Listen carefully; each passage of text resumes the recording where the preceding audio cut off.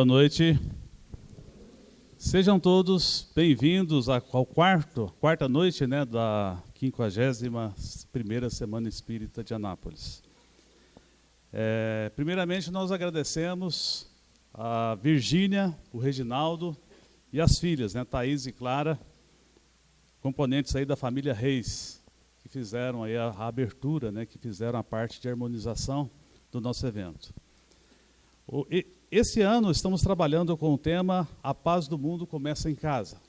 Todos os demais convergindo, de alguma forma, para esse mesmo paradigma, para essa mesma ótica. Esse é um evento do movimento espírita de Anápolis para o movimento espírita, Anápolis e região, ou seja, as cidades que compõem aí a 9ª região do Conselho Espírita Regional. Nós estamos estruturados, além desse espaço aqui, nós temos também o espaço para as crianças de 3 a 11 anos, né, aqui mesmo no fórum, e temos o espaço, a Arena Jovem, que é um evento para jovens a partir de 12 anos, que está acontecendo lá na UEG. A gente gostaria de solicitar aos pais que incentivem seus filhos, netos, né, os avós aí que incentivem seus netos, de alguma forma que possam nos ajudar a fazer com que tenhamos um público melhor ali naquele evento, porque está muito bem estruturado, mas a gente acha que poderia haver uma participação maior e fica muito fácil, fica muito perto, né? Basta quem está trazendo pessoas que sejam desse público que passem primeiro na UEG. E as pessoas estão lá com muita responsabilidade para cuidar de tudo. E nós vamos solicitar hoje as instituições espíritas que estão responsáveis, principalmente pela evangelização, é o Centro Espírita Luz no Caminho e a Casa da Esperança, de Goialândia. E para proferir a prece de abertura, nós vamos convidar a Virgínia, lá do Centro Espírita Luz no Caminho, que estava, inclusive, aqui fazendo a apresentação. Virgínia Freitas Reis. Então, vamos asserenar nossos pensamentos, vamos fechar os nossos olhos e vamos pedir, Mestre amado Jesus, seja conosco, divino amigo. Abençoa nossos propósitos, abençoa nossa irmã que traz a palavra para a noite de hoje. Abençoa aos trabalhadores abnegados que nos proporcionam esses momentos de luz no meio às dificuldades e aos trabalhos do dia a dia. Que a sua presença, Mestre, possa ser uma constante nos nossos corações e que esta Semana Espírita represente um facho de luz na nossa cidade. Que Deus seja louvado hoje, agora e sempre. Que assim seja. A palestrante de hoje é a nossa companheira Ivana Raiski. Ela é expositora espírita, presidente do IGESE, Instituto Goiano de Estudos Espíritas, coordenadora nacional adjunta da área de comunicação social espírita do Conselho Federativo Nacional, da FEB, Federação Espírita Brasileira, e secretária do Conselho de Administração da Federação Espírita do Estado de Goiás. É também trabalhadora do Centro Espírita Lar de Jesus e da Irradiação Espírita Cristã. E nós a convidamos, nesse momento, para que possa proferir a palestra A Ilusão do Suicídio e as Razões para Viver. Boa noite. Todos bem? Preparados para o frio que dizem que vai chegar no fim de semana? Porque disseram que Goiânia vai fazer 4 graus. Eu pensei, Anápolis vai congelar. Porque aqui é muito mais frio do que Goiânia, não é? E olha que eu queria estar aqui, porque eu adoro um friozinho. Pena que ele passa tão rápido aqui para nós. Meus amigos, é uma alegria estar com vocês mais uma vez nessa Semana Espírita. Já tem alguns anos, né, que eu tenho a alegria de vir ou para fazer palestra ou para assistir palestras. E é com muita alegria que a gente vê que a cada ano é uma semana que vem se consolidando, depois de 50 anos, já 51 anos, e ela marca, não é, o movimento espírita de Anápolis e da região. Então, nós ficamos muito felizes com a oportunidade, muito gratos, rogando a Jesus que nos abençoe, porque vamos hoje conversar um pouco sobre um tema que nos causa muita dor. É um tema que normalmente não se gosta nem de conversar, nem de falar. Porque até pouco tempo atrás, quando se falava em suicídio, era sinônimo de vergonha, de fracasso. Nas famílias onde acontecia o suicídio, tinha-se muita vergonha em se admitir que um membro da família houvesse cometido suicídio. exatamente pela falta de informação sobre o assunto, também pelo fato de que algumas religiões consideram que o espírito de um suicida ele não tem mais salvação, não é? Que ele está perdido para sempre. A família, na maioria dos casos, se sentindo culpada, fracassada. É como se realmente fosse um atestado de fracasso que um membro da família pudesse cometer tal ato, de tirar a sua própria vida. Mas, à medida em que nós vamos compreendendo melhor a questão do suicídio, e aí nós lembramos que existem hoje orientações de que realmente se deve falar sobre o assunto, da maneira correta, não de qualquer maneira. Precisa-se falar sobre o assunto para que nós possamos prevenir o suicídio. É forma de prevenção. Assim como nós fizemos e continuamos a fazer com as doenças sexualmente transmissíveis, não é? Com a AIDS, depois agora com a dengue, chikungunya e etc., falando, orientando, esclarecendo que nós prevenimos. E no caso do suicídio também funciona dessa forma. A diferença é que existe toda uma orientação sobre como abordar o tema. A nossa abordagem ela tem que ser sempre no sentido do esclarecimento, da prevenção, e não de noticiar fatos de forma sensacionalista dos suicídios cometidos. Até porque um estudo realizado ainda no século passado, no século retrasado, no século XIX, mostrou que quando alguém comete suicídio, e essa pessoa tem uma certa influência, uma pessoa conhecida, não é uma liderança, ela tende a influenciar outras pessoas que já tinham a ideia do suicídio. Então, é como se fosse um encorajamento, um exemplo a ser seguido. E muitas vezes a pessoa comete suicídio exatamente da forma como aquela personalidade famosa cometeu.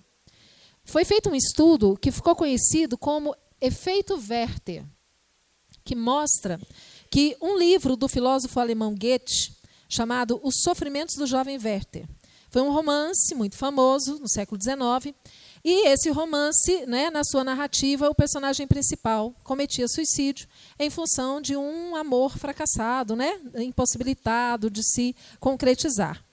Então, o que se observou? Que após o lançamento do livro, nos anos subsequentes, uma quantidade grande de pessoas cometeram suicídio da mesma forma que o personagem, imitando a forma do personagem. Em alguns casos, a pessoa tinha ao lado do corpo o livro, que serviu para ela de inspiração. Então, por isso que, quando uma personalidade famosa comete suicídio, não se deve dar detalhes. A orientação para os profissionais da imprensa é que se noticie o fato, mas sem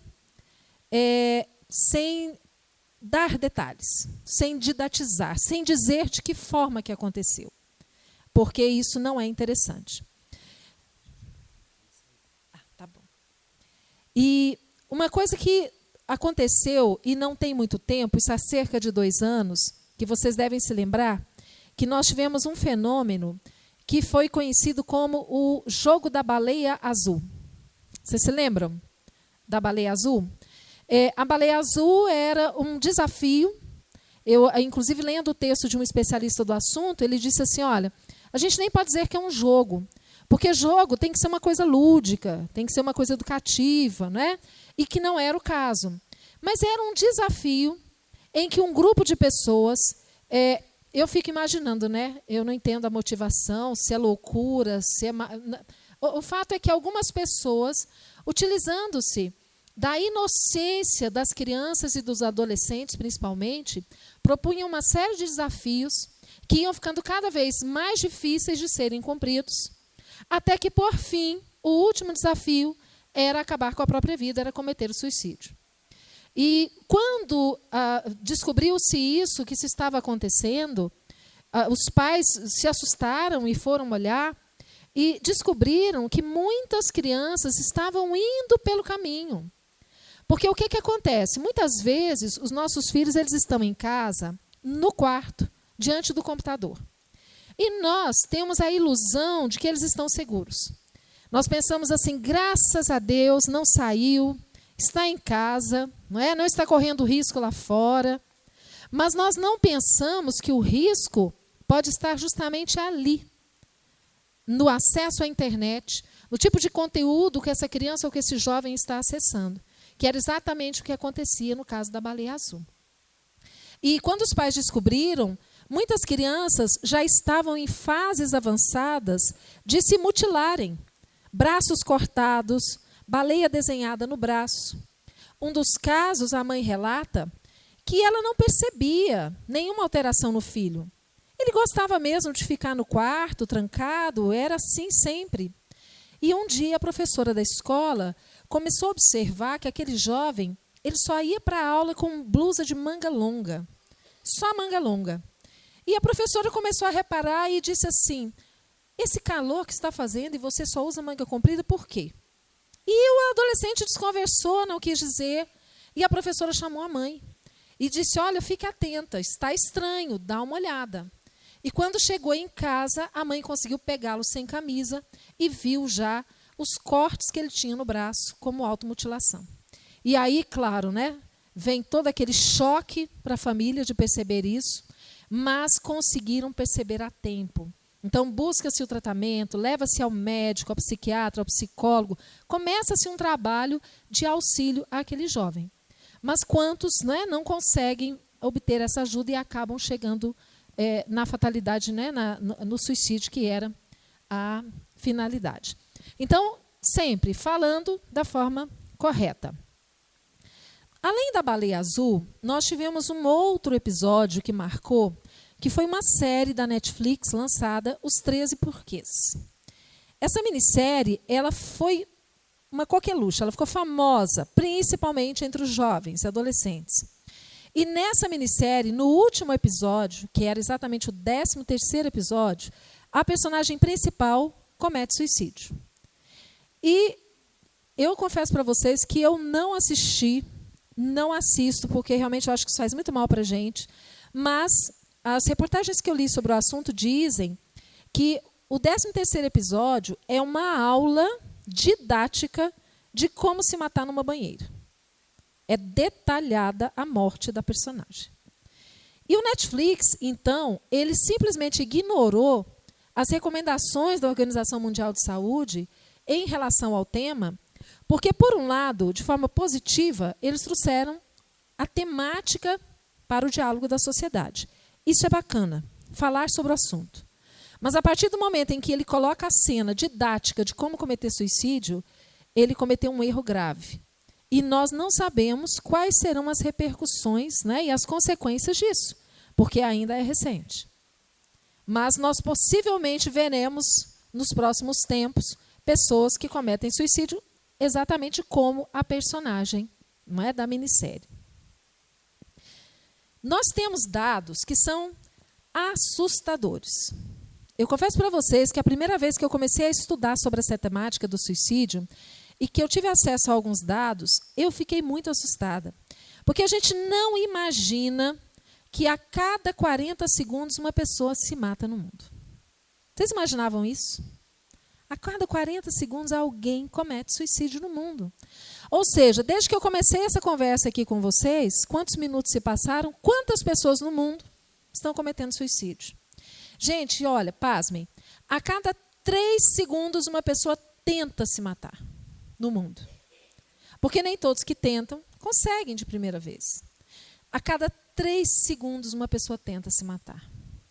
Olha só, no Brasil, o suicídio mata uma pessoa por hora. Ao mesmo tempo em que, nesse mesmo tempo, uma hora, outras 3 pessoas tentam se matar. As pesquisas mostram que o Brasil, ele não é um dos campeões em número de suicídios. Ele não está entre os mais, nos primeiros lugares, no ranking do suicídio. Mas a preocupação dos especialistas é que no Brasil, ao passo que na maioria dos países as taxas de suicídio vêm caindo, decrescendo, no Brasil elas estão aumentando. E assustadoramente elas estão aumentando muito numa faixa etária que causa até surpresa, que é infanto-juvenil. Nós soubemos de relatos de uma criança de 6 anos que tentou suicídio. Como é que a gente entende algo assim?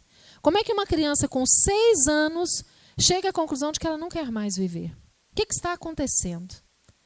Então, são números e são dados que assustam os profissionais que se dedicam a esse estudo, não é? Que tem sido objeto realmente de estudos, de análises, para se compreender esse processo, esse fenômeno, para se trabalhar nas possíveis causas e evitar que isso realmente continue acontecendo. Tem um documento que foi publicado em 2014, chamado Mapa da Violência, os Jovens do Brasil. Esse pesquisador, o Júlio, nesse documento ele diz o seguinte, que em dados oficiais do Ministério da Saúde, entre 2002 e 2012, a taxa de crescimento da população no Brasil foi de 11%, 11,1%. A taxa de crescimento de suicídios foi de 33,6%. Percebam bem, triplo. Está morrendo mais gente por suicídio do que nascendo pessoas. O aumento de homicídios, 2,1%, e mortos em acidentes de trânsito, 24,5%. Ou seja, o suicídio mata mais do que o trânsito. Vocês sabiam disso? Por que será que a gente não fica sabendo? Primeiro, porque não é noticiado, ainda bem, porque vocês já imaginaram se todos os dias os telejornais fossem noticiar todas as pessoas que cometem suicídio? Ia ser a notícia, né? Da hora. Outro motivo, muitos casos nem são notificados como sendo suicídio. Esses números eles ainda podem estar subdimensionados. Porque, na verdade, aquela pessoa que entra num carro com a intenção de se matar por meio do veículo, que ela provoca o acidente, seja capotando o carro, seja batendo em alguma coisa, envolvendo outros veículos, nem sempre se sabe que ela fez aquilo porque ela pretendia se matar. É considerado um acidente de trânsito. Não é? Então, existem casos de suicídios que não são notificados. Por exemplo, a pessoa que toma uma dose exagerada de drogas, a causa da morte vai ser o quê? Overdose. Não vai ser suicídio. E muitas vezes é suicídio. Então, realmente é algo muito sério. O CVV, que é o Centro de Valorização da Vida, é uma instituição que há mais de 50 anos faz um trabalho belíssimo no Brasil, no sentido de prevenção ao suicídio. O CVV, inclusive, nós vamos falar um pouquinho sobre um material que é uma cartilha falando abertamente sobre o suicídio, mas o CVV lançou agora recentemente, e eu convido vocês a buscarem o site do CVV, que esse material está todo lá disponível, lançou uma série de vídeos voltados para público jovem, que a Casa Espírita pode utilizar esses vídeos para trabalhar nas suas mocidades espíritas. Também vídeos direcionados para grupo de pais, para se trabalhar, não é, com a nossa área da família das casas espíritas, além de outros materiais de orientação preventivos ao suicídio. Um material muito interessante mesmo. Quais seriam as possíveis causas do suicídio? É sempre bom a gente lembrar que as causas elas são multifatoriais. Né? São várias as possíveis causas. Mas as mais comuns, em primeiríssimo lugar, os transtornos mentais. Gente, os estudos dizem que em torno de 90% dos casos de suicídio poderiam ser evitados porque está associado ao suicídio algum tipo de transtorno mental. Algum tipo de depressão, síndrome do pânico, bipolaridade, esquizofrenia e etc, etc. Tá? Ansiedade, qualquer tipo de transtorno do humor está associado a 90% dos casos de suicídio. Por que poderia ser evitado?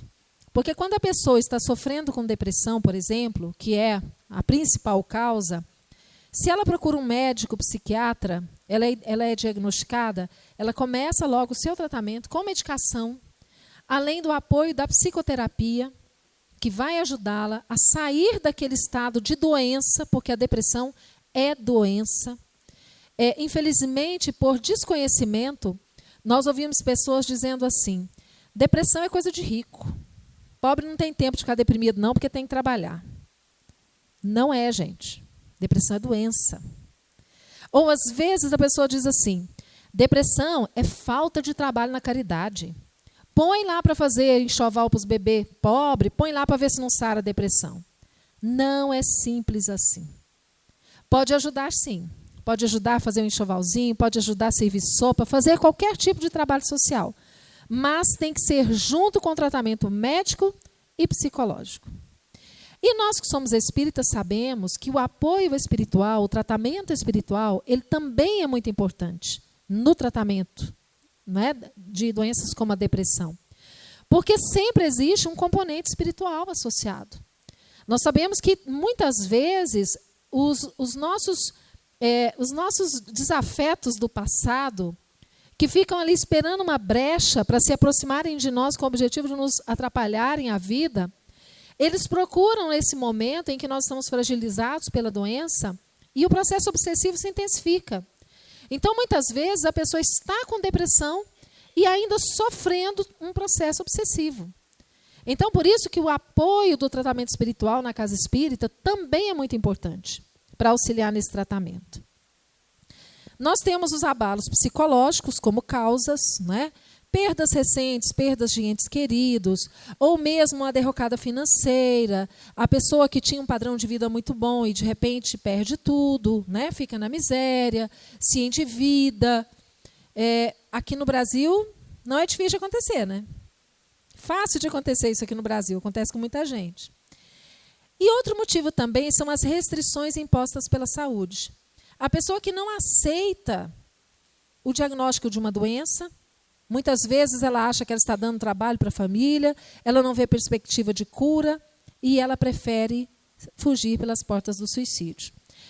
Um caso interessante, motivado por essa restrição da perda da saúde, nós temos, numa obra espírita, que eu digo que é uma das mais importantes obras da literatura espírita, na minha opinião, é Memórias de um Suicida, psicografado pela Ivone do Amaral Pereira, ditada pelo espírito Camilo Cândido Botelho, conforme ele assina. Mas, na verdade, é o mesmo Camilo Castelo Branco, um famoso escritor português.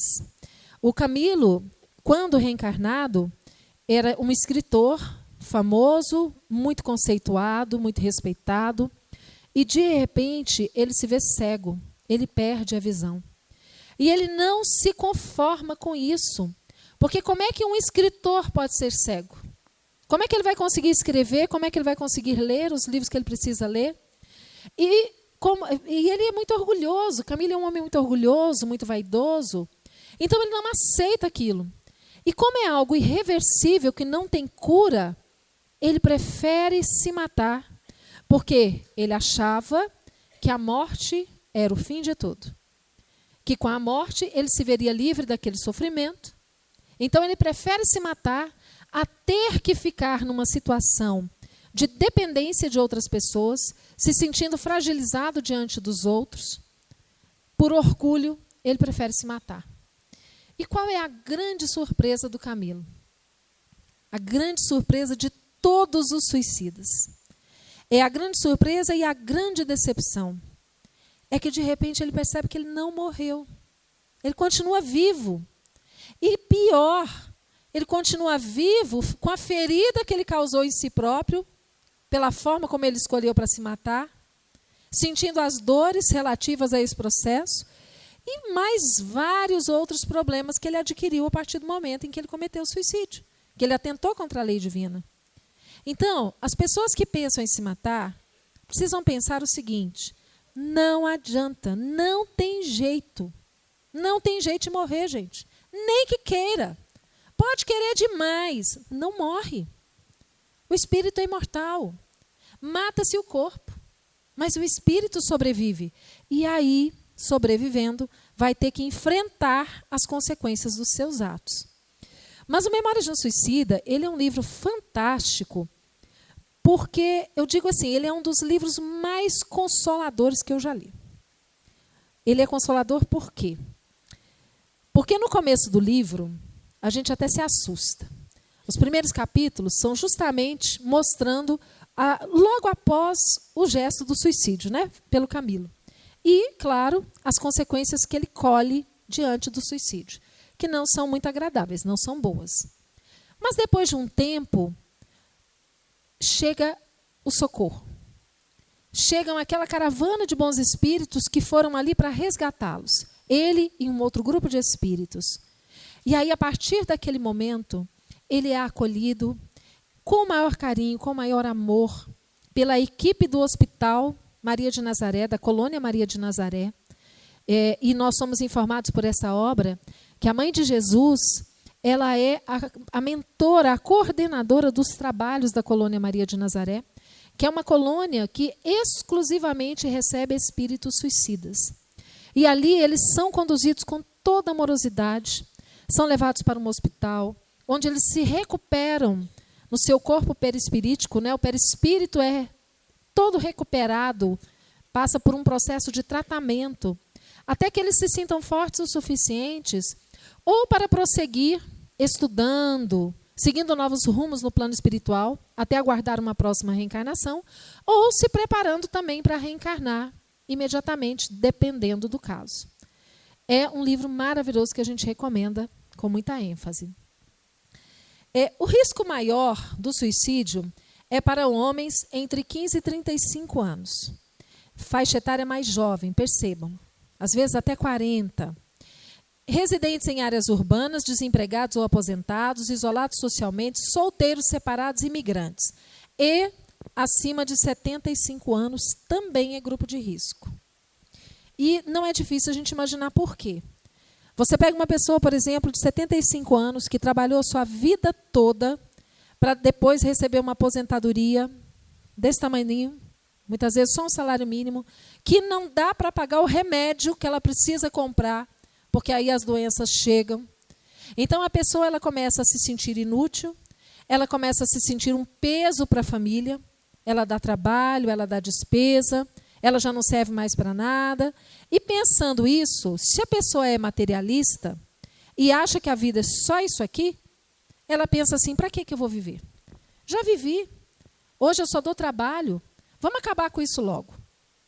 Por isso que é tão importante que nós espiritualistas e sobretudo nós espíritas façamos esse trabalho de conscientização de que não adianta, a pessoa não vai morrer, a morte não existe.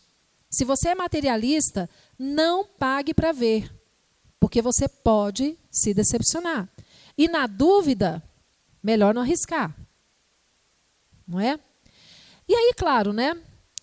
As pessoas residentes em áreas urbanas, elas sofrem muito mais o estresse do dia a dia, as pressões da sociedade, a competitividade da sociedade, que pode ser fator motivante. As pessoas desempregadas, e nós sabemos que também o nosso país, né, atualmente, então, está vivendo dias difíceis, com boas perspectivas para o futuro, mas momentos difíceis. Então, a pessoa precisa realmente ter muita firmeza, muita fé, compreender que nada acontece por acaso, que nós passamos por momentos difíceis, mas são momentos. Momentos difíceis que voltam, voltam, de repente está tudo bem, de repente não está, faz parte da vida do nosso processo evolutivo.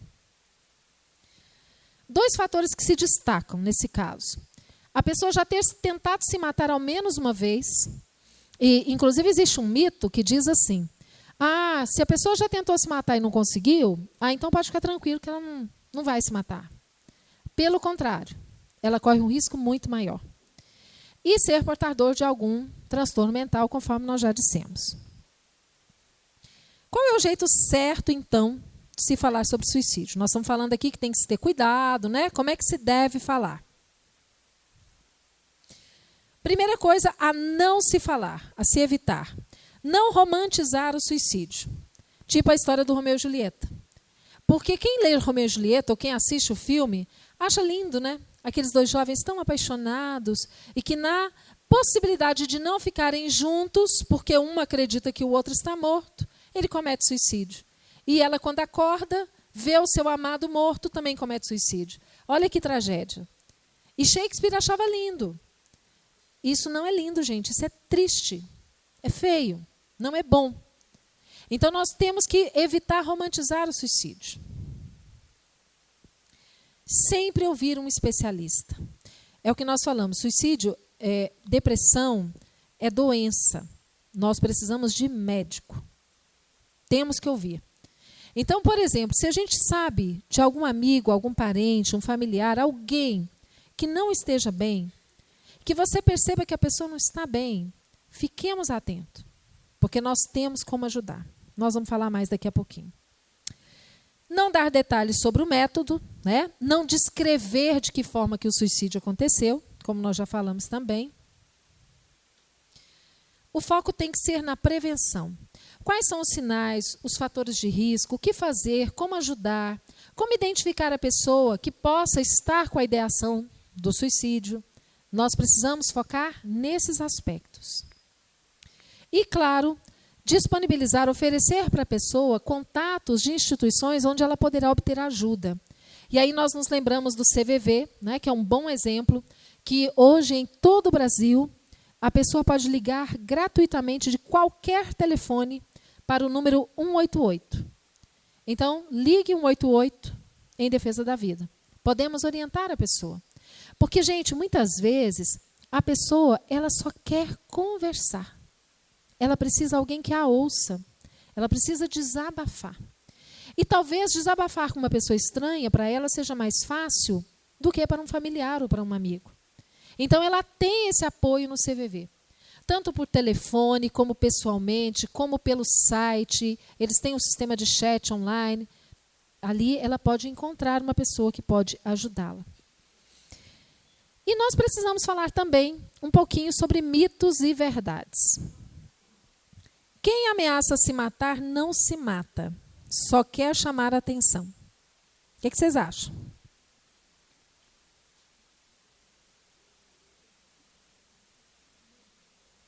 Tem gente que diz assim, não, se quisesse se matar mesmo, não dava aviso, já se matava logo. Quando fica falando, é porque quer chamar a atenção. Isso aí, ó, é só você ignorar. Ignora porque a pessoa se toca e para com isso. Muita gente acredita que é assim. E não é. Porque a pessoa, antes de se matar, a maioria delas, não são todas, a maioria delas, ela dá sinais. Ela dá pistas. Falar de suicídio incentiva a pessoa a tirar a própria vida. O que vocês acham? É mito ou é verdade? Gente, agora é a vez que vocês respondem. Que bom, legal. É mito.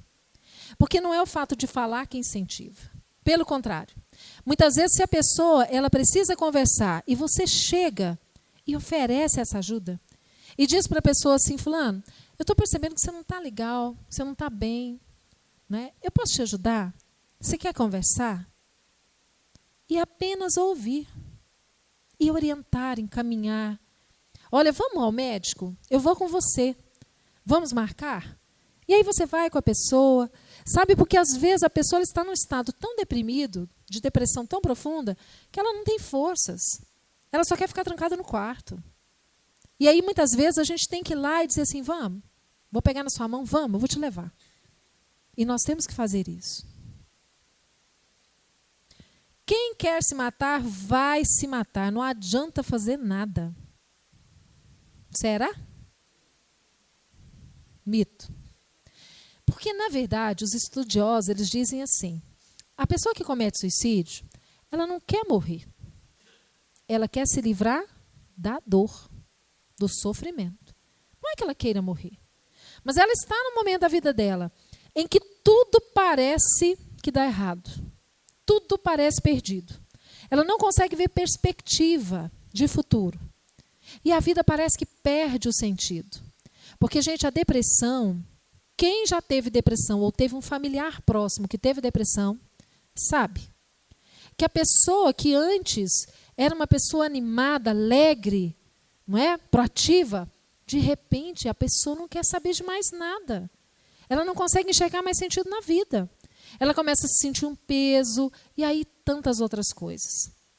Então, na verdade, nós precisamos ajudar para que ela perceba que aquilo tem cura, que tem como sair daquele buraco, daquele fundo negro que ela está, que tem como voltar a encontrar o sentido da vida. Eu tive uma experiência muito interessante no ano passado. Eu estive fazendo um seminário sobre esse tema, num centro espírita lá no Rio de Janeiro, no Leon Denis, o CELD.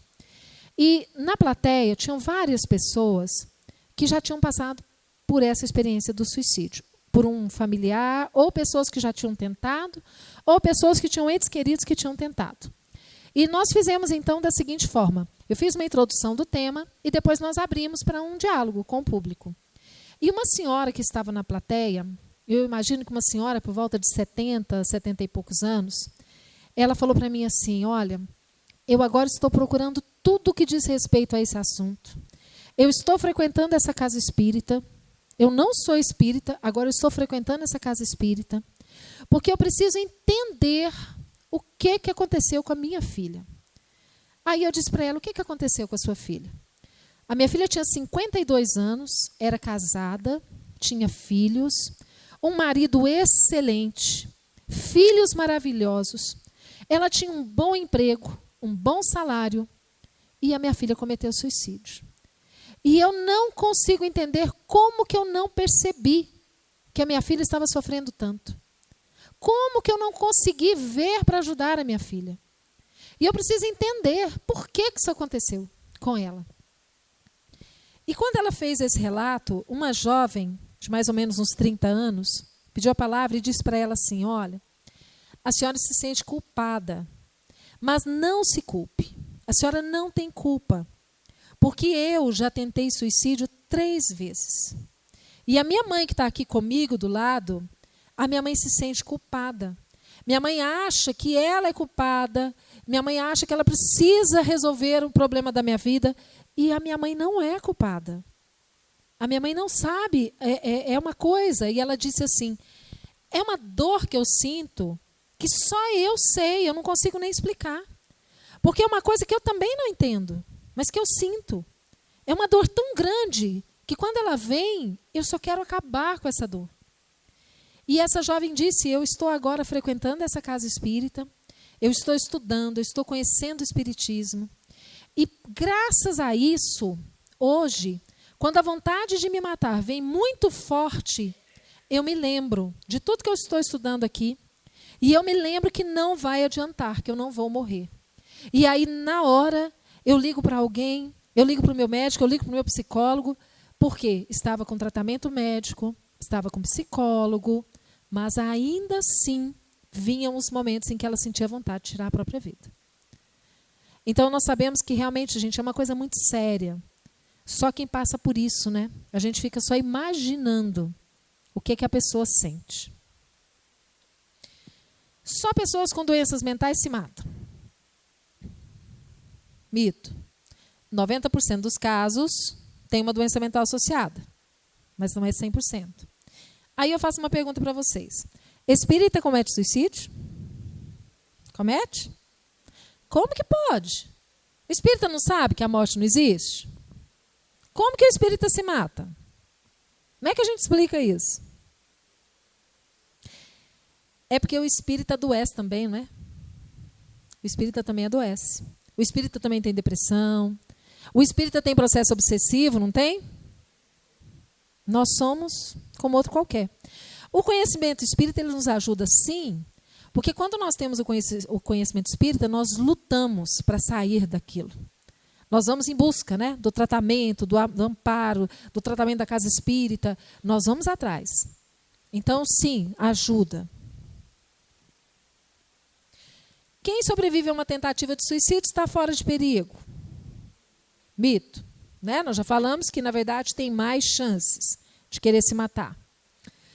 E agora nós vamos falar sobre alguns gatilhos. Os gatilhos são aqueles fatos, aquilo que acontece na vida, que pode ser o estopim para que a pessoa resolva se matar. Então, um deles, a perda recente de um ente querido, de um emprego, de uma situação. Tá? Pode ser.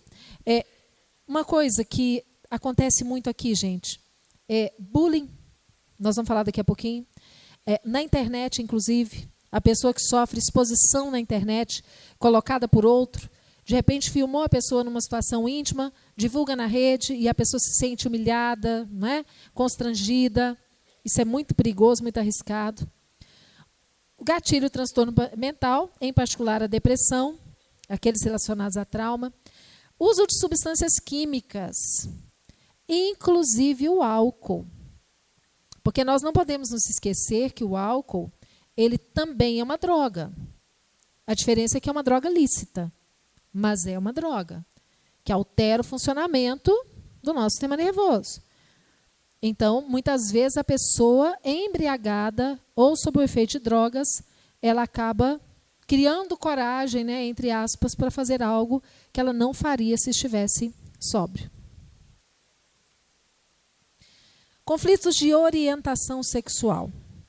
A falta de aceitação, o preconceito, faz com que a comunidade conhecida como LGBT, agora acrescentaram um I, né, LGBTI, tenha 8 vezes mais risco de tentar o suicídio. Então, por isso que é importante nós estarmos atentos ao acolhimento, a menos preconceito, ao acolhimento com as pessoas que tenham esse tipo de orientação sexual diferente daquilo que nós conhecemos como sendo, né, o normal. Histórico de suicídio na família, assim como violência doméstica. Os estudos também comprovam que numa família em que uma pessoa comete suicídio, existe uma possibilidade maior de que outras pessoas da mesma família também cometam suicídio. Tá? É isso que é o histórico de suicídio na família. A violência doméstica também é uma das causadoras, e aí nós vamos colocar aqui não somente a violência sofrida, por exemplo, pela mulher, mas muitas vezes pelas crianças. Nós sabemos que muitas vezes a violência contra crianças e adolescentes, essa violência acontece dentro de casa, com os próprios familiares, inclusive violência sexual, que acontece, né, por meio de tios, de primos, de pais, de padrastos e por aí vai, né, de mães. O bullying, não apenas quem sofre, mas os que testemunham ou praticam são pessoas vulneráveis. E o bullying é impressionante, né? Que a gente observa, quem trabalha em escola com educação, vê isso. O quanto as crianças e os jovens, muitas vezes, podem ser maldosos. Né? No sentido de pegar um para criticar por uma aparência física, ou porque é gordinho, ou porque usa óculos, não é? Ou porque é muito magro. Então, se criam aqueles estereótipos e aí malha a pessoa o tempo inteiro. Se a criança leva de boa, ela supera. Mas muitos não conseguem. Então, acabam entrando em depressão, porque a depressão também é uma doença que acomete crianças e jovens, não só adultos. Né? E aí vem o problema. Acesso a meios letais como armas de fogo e remédios. Uma pesquisa que foi feita mostra que nos países onde o uso das armas de fogo é permitido, o maior número de suicídios acontecem exatamente usando a arma de fogo. Nos países onde não é permitido, é por meio de enforcamento ou então a ingestão de elementos tóxicos, né? Excesso de medicamentos, veneno, coisas desse tipo assim. É interessante também, eu me lembrei de uma pesquisa que foi feita no Rio Grande do Sul sobre suicídio em crianças e adolescentes. E aí, lá no caso, as crianças e os adolescentes, eles se matavam mais ingerindo uma quantidade grande de medicamentos. Medicamentos que eles encontravam em casa, que eram de uso dos pais. E aí eles faziam uso em excesso e acontecia. 5 sinais de que alguém está considerando o suicídio. Tristeza intensa durante vários dias. Veja só, não quer dizer que a pessoa está triste e que a gente já tem que achar que ela quer se matar. Não. É aquela tristeza persistente, que não passa, que a pessoa não quer saber de nada e aquilo perdura por muito tempo. Isso é sinal de alerta, para que nós possamos ajudar. Falta de interesse e planos para o futuro. De repente, a pessoa não quer saber de mais nada, não quer planejar mais nada, não tem sonhos, não tem objetivos, nem nada. Isso é algo que a gente precisa ficar atento também. Falar frases do tipo, você estaria melhor sem mim, ou talvez fosse melhor que eu morresse, eu deveria sumir. Não, pode ficar tranquila, eu não vou te dar mais trabalho, tá? Pode deixar que eu vou dar um jeito. São frases de alerta. Muitas vezes elas são ditas da boca para fora. Mas toda vez que vocês ouvirem isso de alguém, fiquem atentos. Porque muitas vezes é uma forma da pessoa chamar a atenção para o fato de que ela está precisando de ajuda, realmente. Tentativas prévias de suicídio, isso é um sinal de que a pessoa pode estar planejando novamente, porque muitas vezes a pessoa planeja, não consegue. Passa um tempo, de novo, ela planeja, não consegue. Até que um dia ela pode conseguir. Doação inexplicada de objetos de valor. A pessoa, de repente, começa a dividir os bens. Começa a dividir, começa a dar coisas que ela sempre amou, que ela tinha o maior amor. De repente, ela começa a dar. A pessoa querer visitar outro, sabe? Eu queria tanto visitar, me despedir do fulano. Mas despedir por quê? Não sei, né? Quem sabe? A gente nunca sabe. Então, são sinais de alerta, de risco. Nós que somos espíritas, nós temos como guia, como orientação, a doutrina espírita. E o Livro dos Espíritos é a primeira obra editada por Allan Kardec que contém todos os princípios fundamentais da doutrina espírita, está contido lá em O Livro dos Espíritos. E na pergunta 944, Allan Kardec faz essa pergunta para os espíritos. Tem o homem o direito de dispor da sua vida? Tem, gente? Tem pessoas que dizem assim, mas é o meu corpo. Eu tenho direito de fazer o que eu quiser com o meu corpo. Se eu não quero mais, é meu corpo, eu faço o que eu quiser. Mas quando Deus nos cria, Ele nos cria espíritos simples, ignorantes, mas destinados à perfeição. Para chegar à perfeição, nós temos que cumprir muitas etapas, que são milênios, né? O nosso processo evolutivo. Quando nós nos revoltamos contra esse fato, que nós somos seres criados por Deus e que Ele está no comando das nossas vidas, Ele nos deixa fazer o que nós quisermos, porque nós temos livre-arbítrio. Só que da mesma forma que nós fazemos o que nós queremos, nós precisamos arcar com as consequências daquilo que nós fazemos. É o que a gente chama de colheita, né? Lei de ação e reação, de causa e efeito. Então, eu tenho todo o direito, mas eu não devo. Paulo, ele numa das cartas que ele escreve, ele diz assim, tudo me é lícito, mas nem tudo me convém. Então, nós precisamos pensar muito nisso. E eu aproveito também aqui, porque quando a gente fala da vida, e nós sabemos que o direito principal do ser humano é o direito à vida, nós queremos lembrar também da questão da vida no ventre, do feto, do embrião, do bebê que está sendo gestado para nascer. Da mesma forma, quando se fala no aborto, o argumento é meu corpo, minhas regras. A mulher diz, mas é o meu corpo, eu decido se eu quero ter o filho ou não. Se eu achar que eu não estou pronta, eu não quero, eu tenho todo o direito de interromper a gravidez, porque afinal de contas, é o meu corpo. Mas nós não estamos falando do corpo dela. Nós estamos falando do corpo que está dentro do corpo dela. E aí tem gente que diz assim, mas vocês são exagerados, né? Não tem corpo ainda. Tem só uma célula lá, célula ovo lá, um zigoto, né, que foi fecundado e tal. Só que os embriologistas dizem que aquela célula fecundada, a partir do momento em que se começa o processo de divisão celular para a constituição de um novo ser, aquela matriz ali só pode gerar um ser humano, mais nada. Não gera outro tipo de animal, só gera ser humano. Então, do ponto de vista da matéria, aquilo é um ser humano. Porque os embriologistas, os geneticistas afirmam que a vida começa na concepção. Agora, nós que somos espíritas sabemos que, além disso, a partir do momento em que ocorre a fecundação, um espírito é vinculado àquele corpo em formação, inclusive para servir de molde para esse corpo.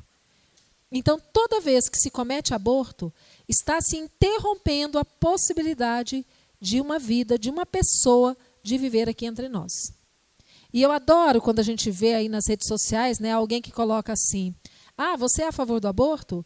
Imagine se a sua mãe fosse a favor do aborto quando você veio. Você não estaria aqui. Então, já que nós tivemos a nossa oportunidade, vamos pensar nas oportunidades dos outros. Nossa, Ivana, mas a gente não pode ser tão radical. E se a mulher não puder criar o filho? Não tem problema, gente. Se ela realmente não puder, dá o filho em adoção. Existe uma lei hoje que a mulher, quando dá entrada na maternidade, ela pode chamar o conselho tutelar e dizer assim, eu estou dando meu filho para adoção, eu não posso criar. A lei permite isso hoje. A mulher não é penalizada. Ela é penalizada, sim, se ela jogar na lixeira. Mas se ela manifestar o direito de dar o filho em adoção, ela é amparada. Então, é melhor que seja dessa forma do que matar, né? Aquele que é inocente, que não tem como se defender. Quando Kardec, então, pergunta isso, a resposta é, não, só a Deus assiste este direito. O suicídio voluntário importa numa transgressão dessa lei. Puxa vida, então é crime diante dos olhos de Deus. E se a pessoa já cometeu suicídio agora? O que ela pode fazer? Ou o que nós, familiares, amigos, podemos fazer pela pessoa que cometeu o suicídio? Nós podemos orar por essa pessoa. A oração, ela é um bálsamo. Divaldo Franco, numa das suas palestras, ele contou uma história muito interessante, que ele diz que ele tem por hábito, ainda hoje, ele tem por hábito, ler o Jornal de Salvador, e ele vai naquela sessão, não sei se hoje em dia ainda tem isso, né? No obituário, onde se colocavam as pessoas que haviam falecido, colocando ali. Ele pegava o nome daquelas pessoas, colocava num caderninho de orações, e todos os dias ele orava em benefício daquelas pessoas. Pessoas que ele nunca tinha visto na vida, mas que ele pegava o nome ali no caderno e ele fazia preces diárias por aquelas pessoas. Num determinado dia, aparece diante dele um espírito que ele não conhecia. E o espírito disse assim, você que é o Divaldo Franco, né? Eu estou aqui para te agradecer. E aí ele disse, mas me agradecer por quê? Eu te conheço? Não, você não me conhece, mas eu te conheço. E aí o espírito contou para ele que ele havia cometido suicídio se jogando nos trilhos do trem. E o trem passou. E ele relata que nos tempos subsequentes ao suicídio, era como se ele vivesse num pesadelo em que o tempo todo aquilo voltasse a acontecer. Ele ouvia o apito do trem, o trem se aproximando, passando sobre ele. Aí ele respirava aliviado, de repente vinha de novo o apito do trem, e aquilo era sem fim. Um inferno. E ele disse que o momento em que ele tinha paz é quando ele sentia que tinha alguém que orava por ele. Naquele momento ele sentia paz. E depois ele quis saber, quando ele foi socorrido, ele quis saber quem é que se preocupava comigo.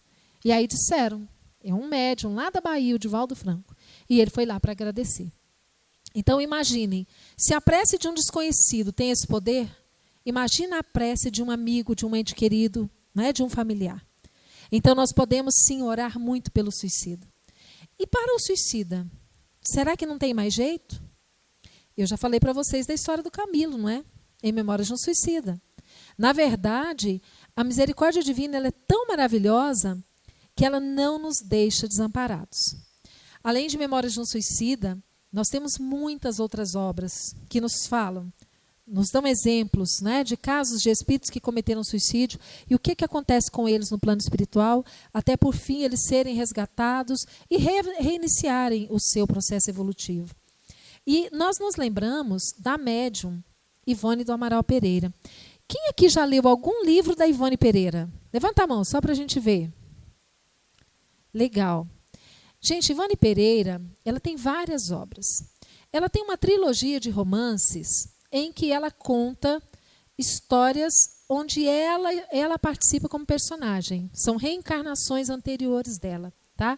Drama de Bretanha, Cavaleiros de Lumière e Nas Voragens do Pecado. Né? São os três. Ela conta. E ela narra reencarnações em que ela cometeu suicídio. Então, a Ivone Pereira, quando ela nasceu, desde muito pequena, uma mediunidade muito ostensiva. Para se ter ideia, quando ela tinha 29 dias, recém-nascida, ela teve um episódio de catalepsia em que ela parecia morta. Todo mundo achou que ela tinha morrido. A mãe, inclusive, já tinha providenciado o velório.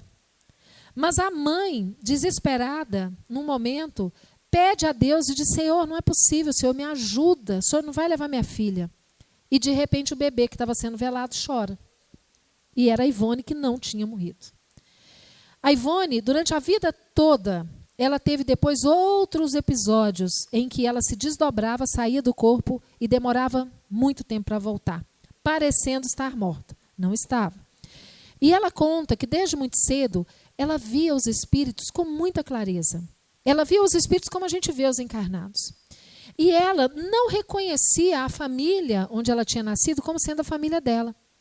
Ela olhava para o pai biológico e dizia assim, não, não é você o meu pai. O meu pai é o outro que fica comigo, o de bigode, que era o espírito de Charles que ela via ao lado dela. E Charles foi o pai que ela teve nessas outras diversas reencarnações. E ela dizia, ele é o meu pai, não é você.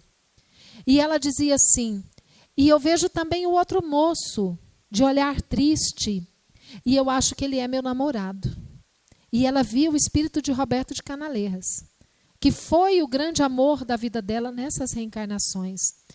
E ela traiu, ela judiou do Roberto de Canaleiras, né? Nessas reencarnações. E ele sempre fiel ali, apaixonado por ela, amando. Então a Ivone, quando ela recebeu esse livro, Memórias de um Suicida, ela, a princípio, ela ficou um pouco temerosa. Imaginem isso, né? No século passado. E ela procurou, então, a FEB, que na época era no Rio de Janeiro, ainda não tinha Brasília. Ela procurou o presidente da FEB, e o presidente da FEB disse para ela assim, olha, minha filha, a FEB está recebendo tanto livro agora, nós não estamos... né? Você deixa aí, mas eu não garanto, não. E não deu bola para aquele livro dela. Ela, então, esperou um tempo, e numa ocasião ela estava disposta a queimar aquilo. Ela pensou assim, bom, a FEB não quis, é porque de certo não presta, né? Eu acho que eu vou queimar isso e vou acabar com isso logo. Aí aparece para ela, Dr. Bezerra de Menezes, e diz assim, não queima nada, calma, no momento certo esse livro virá a lume. Até que aparece na vida dela Leon Denis, que se torna um amigo espiritual, assim como ela tinha Bezerra de Menezes, né, e outros. Leon Denis diz assim, chegou o momento em que nós vamos fazer a revisão do livro para publicá-lo. Então, gente, a revisão do livro foi feita por Leon Denis. E ela finalmente lança Memórias de um Suicida pela FEB, que naquele momento aceita o livro e publica. Por quê? Porque precisava ser no tempo certo. Então, às vezes, a gente tem uma pressa danada de que as coisas aconteçam, mas o momento não era aquele. Então, ela teve que esperar quase 20 anos para ver o seu livro sendo publicado. E ele, eu volto a dizer, é um livro que merece ser estudado. Estudado. Porque uma leitura só não é suficiente para a gente compreender tudo que tem no livro. E eu quero dar uma dica, que eu descobri e que para mim funciona muito bem. Eu descobri que eu tenho uma memória auditiva muito melhor do que uma memória visual. Eu gosto muito de ouvir as coisas. E eu descobri o audiolivro Memórias de um Suicida, que é fantástico, é fiel ao livro, é completamente fiel à obra, e ele é uma radionovela. Ele não é uma pessoa que lê o livro, ele é dramatizado, ele é uma radionovela. Tá? Se você quiser comprar, pode comprar. Se não quiser, ele está disponível no YouTube. Completinho. Então, vale a pena, são mais de 20 horas de áudio. A gente tem que ir ouvindo aos poucos, né? Mas vale a pena porque é um conteúdo que, com certeza, nos ajuda muito na compreensão dessa temática do suicídio. Nos ajuda muito a orientar as outras pessoas. Porque vamos, então, pensar, quais são as razões que nós temos para viver? Me deem aí, gente, uma razão. Quem tem uma razão aí para viver? Alguém, pode dizer, só uma palavra. Não ouvi. Evolução. Eu preciso viver para evoluir. Tá. O que mais? Não ouvi. Ser feliz. Progredir. Não entendi. Ver o que a gente ainda não viu. Temos tanto para ver ainda, não é? Imagina, a gente fica sonhando com o nosso lar, que é uma colônia espiritual no umbral. Imagina, então, como é que são as colônias espirituais mais evoluídas, não é? Então, nós temos que pensar o seguinte, nós temos muitos motivos para viver. O principal deles é porque nós precisamos progredir, não é? E nós temos que progredir passando pela escola, e a escola é aqui. Então, a gente lá no plano espiritual estuda, planeja, e vem, reencarna. E aqui nós temos que fazer a provinha, executar aquilo que nós planejamos enquanto nós estamos no plano espiritual. E a gente vem sozinho para isso? Não. Mesmo que a gente não tenha família. Porque às vezes você pode dizer assim, eu vim sozinho, porque eu fui filho único, minha mãe já morreu, meu pai já morreu, não tem parentes. Não. Mas você tem amigos, você tem colegas de trabalho, você tem pessoas com as quais você se relaciona e que são importantes nesse processo de aprendizado. Porque nós vamos aprendendo a ser pessoas melhores justamente no convívio com as outras pessoas. Porque é muito fácil ser perfeitinho sozinho. Não tem ninguém para te fazer raiva. Não tem ninguém para te desafiar. Então, os desafios, eles vêm, gente, especialmente na família. São os nossos maiores desafios. As pessoas difíceis que vêm como filhos, que vêm como pais, que vêm como irmãos, eles não vêm por acaso. E nós temos motivos, sim, para aprendermos nesse relacionamento. Por quê? Porque nós queremos felicidade. Nós queremos ser felizes. E a felicidade, de acordo com o que Divaldo nos diz, ela não pode ser deixada para amanhã. Eu preciso ser feliz com o que eu tenho hoje. Porque a felicidade é um sentimento que independe de razões externas. O Divaldo conta uma história, eu repito as histórias do Divaldo, né, gente? Porque ele conta muita história e aí a gente lembra de algumas, mas ele conta a história de uma colega de trabalho que ele tinha, quando ele era funcionário público ainda. Ele conta a história de uma colega de trabalho que sempre gostava muito de conversar com ele, e ela dizia assim para ele, ai, Divaldo, eu quero tanto ser feliz. E ele dizia, mas e por que você não é feliz? Ah, Divaldo, porque eu não tenho ninguém, né? Eu sou sozinha, eu não tenho um companheiro, eu preciso achar a minha alma gêmea, a minha cara metade e tal. Mas aí eu vou ser feliz. E aí ela achou. E achou, e se casou. E aí ele disse assim, que bom, né, fulana? Agora então você está feliz. Aí ela sorriu e disse assim, eu estou um pouco feliz, né? Porque na verdade, Divaldo, eu preciso comprar um carro. Porque, olha, é tão longe a minha casa do trabalho, eu venho de ônibus lotado, né? O meu sonho é ter meu carro. Mas, Divaldo, Deus vai me ajudar, eu vou comprar meu carro e aí eu vou ser feliz. E aí ela comprou o carro. Aí, quando ela comprou o carro, ele disse assim, nossa, agora você está feliz, né? Porque você já se casou, você já tem o seu carro. Aí ela disse assim, mas, Divaldo, eu ainda não comprei minha casa, né? Eu tenho que ter uma casa própria, porque viver de aluguel... E aí ela comprou a casa. E quando ela comprou a casa, ela disse para ele, mas Divaldo, eu preciso ter filhos, porque uma família sem filhos não é completa. Eu preciso ter filhos, Divaldo, para me sentir plenamente feliz. E aí vieram os filhos. E quando os filhos vieram, ela disse assim, agora eu quero a alegria de ver os meus netos. O que a gente quer dizer com isso? A gente está sempre deixando para depois a felicidade, condicionando a felicidade a fatores externos. O nosso grande desafio é sermos felizes hoje, com o que nós temos. Agora. Ser sempre feliz. Com o que nós temos, gente. Dificuldade todo mundo tem? Ou vocês não têm? Porque, como temos, né? Todos nós temos dificuldades. Mas elas fazem parte para o nosso crescimento. Então, nosso desafio é, sejamos felizes com o que nós temos. Porque é isso que Deus nos deu. E claro que nós vamos buscar mais, né? Vamos sempre atrás de mais, mas não podemos deixar que os fatores externos impeçam que nós sejamos pessoas felizes.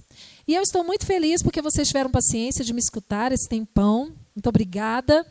E que Jesus possa nos fortalecer na nossa fé, para que nós sempre pensemos que a vida vale a pena.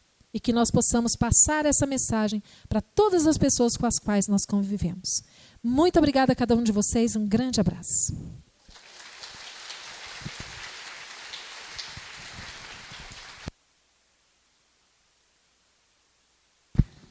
Agradecemos de coração a Ivana pela excelente exposição. E tenho certeza que todos estão muito felizes e agradecidos, né? Então ela receba, viu, Ivana? A gratidão de todos nós, de todos os presentes aqui. E amanhã nós vamos ter o tema relacionamentos, a vida a dois, em busca do equilíbrio. Sem sombra de dúvida, um tema bastante importante, né? Vai ser desenvolvido pela Letícia Talarico. Ela é psicóloga clínica, especializada em criança e família, casal e reprodução assistida, facilitadora de constelação familiar sistêmica e membro da AMB Goiânia. E também teremos amanhã a harmonização. O Serginho, da Alegria Cristã, assim como ele é conhecido, é que vai estar conduzindo esse trabalho. E agora nós vamos partir para a nossa prece final, para o nosso encerramento, e nós convidamos a Célia Cacheta, da Casa da Esperança, para proferir a prece final. Bom, então nesse momento vamos fechar nossos olhos, acerenar nossa mente, agradecendo a Jesus a oportunidade da vida, agradecendo a Jesus pela doutrina espírita que nos esclarece, que nos consola, mas que também nos traz temas tão atuais, nos ajudando a viver melhor. A paz do mundo começa em casa, a paz do mundo começa em mim. Que nós possamos buscar essa paz nos ensinamentos do Mestre, que nós possamos distribuir essa paz com toda a bagagem que nós já temos e que nós possamos viver essa paz. Obrigada, Jesus. Permaneça com cada um de nós, hoje e sempre. E que assim seja.